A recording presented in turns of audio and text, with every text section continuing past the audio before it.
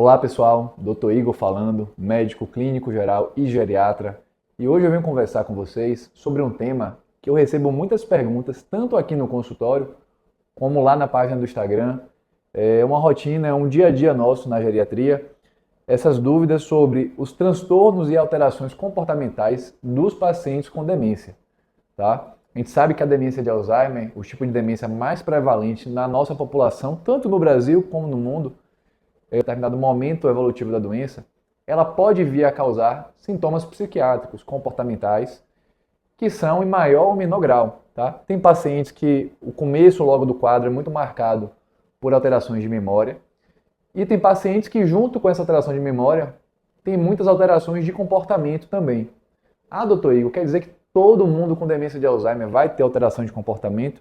Não necessariamente. Tá? Isso a gente tem que levar em consideração muito de como era essa pessoa antes do início da doença, como era a personalidade desse indivíduo, qual o meio que ele vive, a família, o meio social, os estímulos que ele é exposto durante o dia, tudo isso vai contar. Mas de uma forma geral, se a gente imagina que uma pessoa que começa a perder a memória, ela acaba não sabendo onde botou alguma coisa, é comum que se observe transtornos que a gente chama na geriatria, na psiquiatria, de delírios. O que é o delírio? Tá?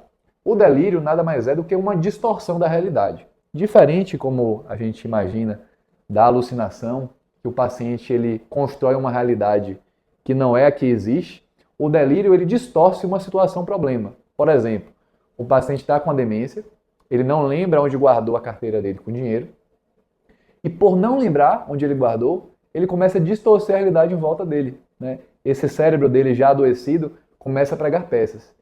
Então ele desconfia, começam então os delírios de desconfiança.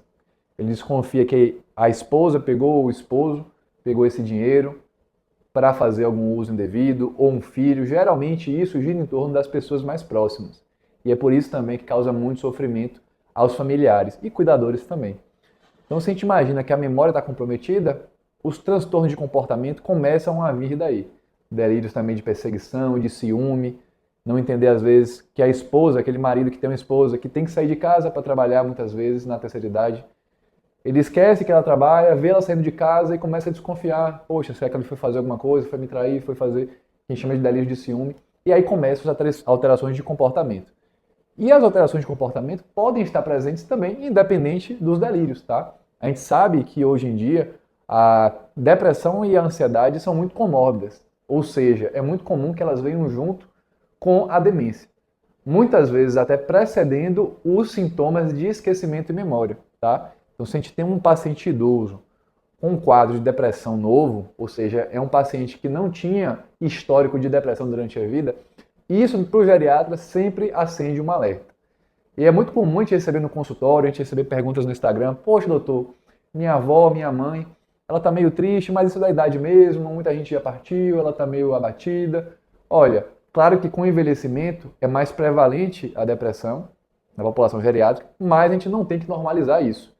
Todo quadro de humor novo, seja ansiedade, depressão, ele tem que ser investigado independente da idade do paciente. A gente não tem que achar que isso é normal.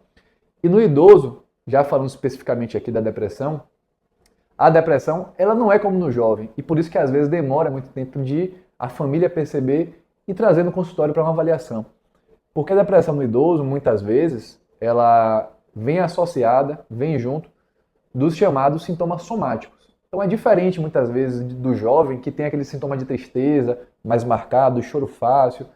O paciente idoso, ele muitas vezes vai se afastar do convívio da família, vai ter uma dor que não melhora com nenhuma medicação, um mal-estar estomacal, aquela sensação de que nada o satisfaz, nenhuma comida, nenhum sabor.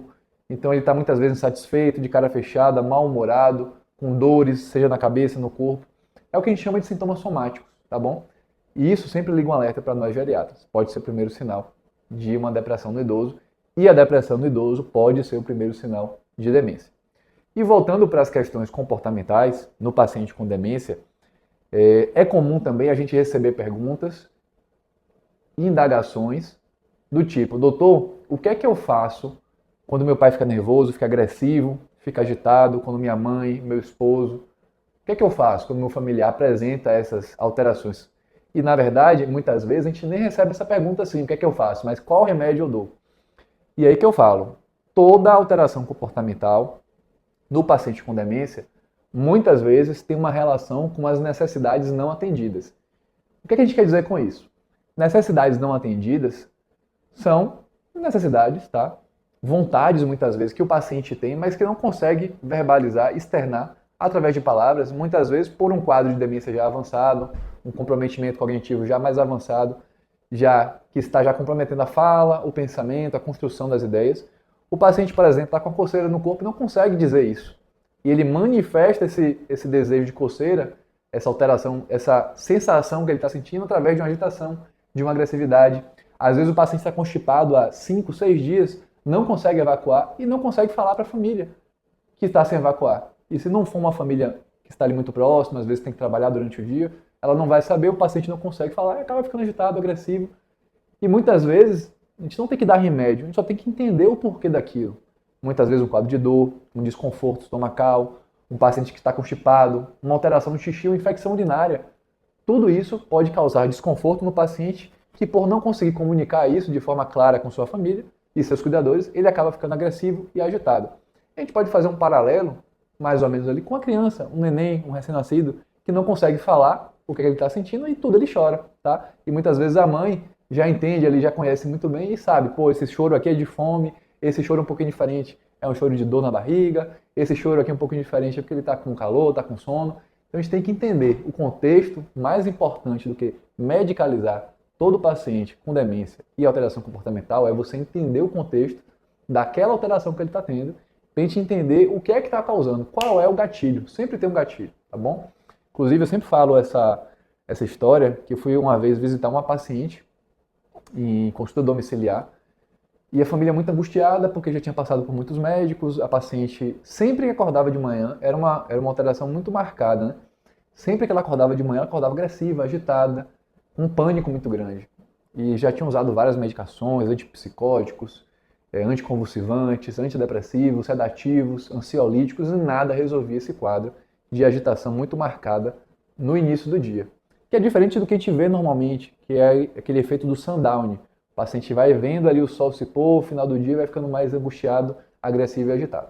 Então, para essa paciente, a gente foi fazer uma avaliação domiciliar e o legal da avaliação domiciliar é você entender um pouco da dinâmica do ambiente que aquele paciente mora e da família também. E o que é que eu reparei? A cama da paciente ficava ao lado de um espelho, na verdade um armário, onde a porta era um espelho. Toda vez que a paciente acordava, ela se via no espelho. Pelo grau avançado de demência, ela não se reconhecia, tinha uma agnosia, ela não se reconhecia como ela, perdeu esse insight dela própria e achava que existia um estranho no quarto dela toda manhã que ela acordava. Então imagine você, que está vendo aí o vídeo, se acordasse de manhã no seu quarto e tivesse um estranho te olhando, você ficaria desesperado. Você ligaria para a polícia, gritaria por socorro, ficaria em pânico. E é o que a paciente estava fazendo. Ela ficava em pânico, agitada, nervosa, agressiva, porque ela se via no espelho e achava que tinha um estranho no quarto dela. Ou seja, por mais medicação que você desse, antipsicótico, antidepressivo, sedativo, nada ia resolver isso. Se a gente não resolvesse essa questão ambiental que estava levando ao quadro. Uma vez identificado esse ponto, a gente no primeiro dia colocou um véu, né, um cobertor em volta do espelho para ver se faria alguma mudança. E no segundo dia a paciente acordou tranquila, mostrando que o que estava gerando toda essa questão, todo esse constrangimento, a situação tão difícil, com tanto sofrimento, né, para a família e para a paciente, era só uma questão comportamental que a gente conseguiu resolver com a mudança no seu ambiente, sem precisar de medicação. Então, um resumo desse vídeo é: toda alteração de comportamento, tudo bem que nem toda, mas muitas vezes a alteração de comportamento, agressividade e o comportamento mais agressivo, ansioso, agitado do paciente com demência pode ter um motivo. Claro que não é fácil identificar, isso demanda tempo, demanda convivência com o paciente, entendimento da situação. Às vezes é muito mais fácil pensar em dar uma medicação, porque resolve de uma vez. Mas a gente sabe que as medicações, os antipsicóticos, têm muitos efeitos colaterais, como infarto, AVC, quedas, internação, infecções respiratórias. Então a gente evita ao máximo. A mensagem é: sempre que o seu pai, sua mãe, o seu avô, o seu paciente, o seu acompanhante, o seu familiar com demência apresentar um quadro de comportamento, alteração comportamental, busque acompanhamento especializado com seu geriatra. Porque é mais importante do que medicalizar e sedar os nossos idosos é entender um contexto onde essa alteração de comportamento está acontecendo. Porque só assim a gente consegue cortar o mal pela raiz e devolver mais qualidade de vida para o paciente e para sua família. Se você gostou desse vídeo, se inscreve aqui no canal, bota um gostei, um joinha e fica ligado no canal para mais conteúdos como esse. Um forte abraço e fique com Deus.